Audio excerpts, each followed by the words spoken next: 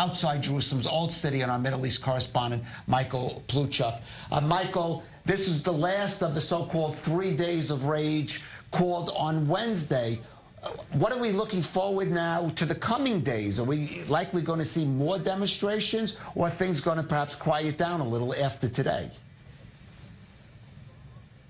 Well, Kalev, I know for a fact that where I'm standing right now, tomorrow at noon, shortly after noon, after afternoon prayers are concluded, there will be another demonstration here. The size of which is unknown, of course. We'll have to come here tomorrow and we'll be reporting live to see exactly how that develops.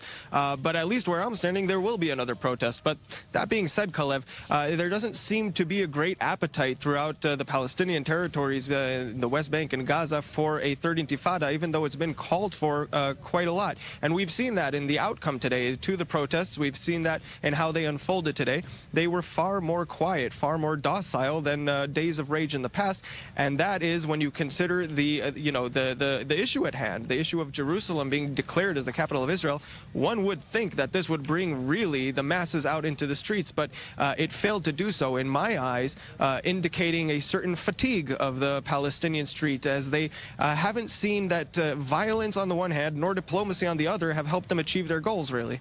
And Michael, how is that more docile version of a day of rage and the Palestinian officials' response saying they will no longer cooperate with the United States as a mediator resonating in the Palestinian leadership? We can see that on the streets among the people. It's not really taking its toll as it has in the past.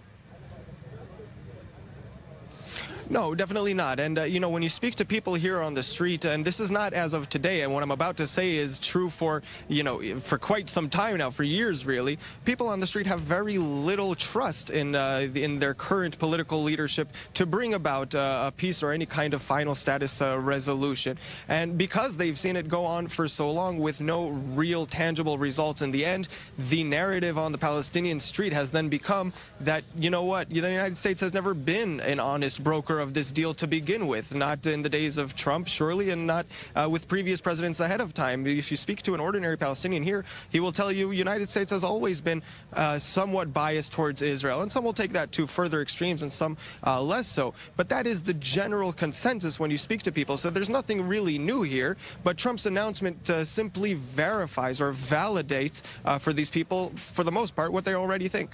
Yes. Okay, Michael Pluchuk, thank you for that report. Daniel, as you heard from Michael, perhaps the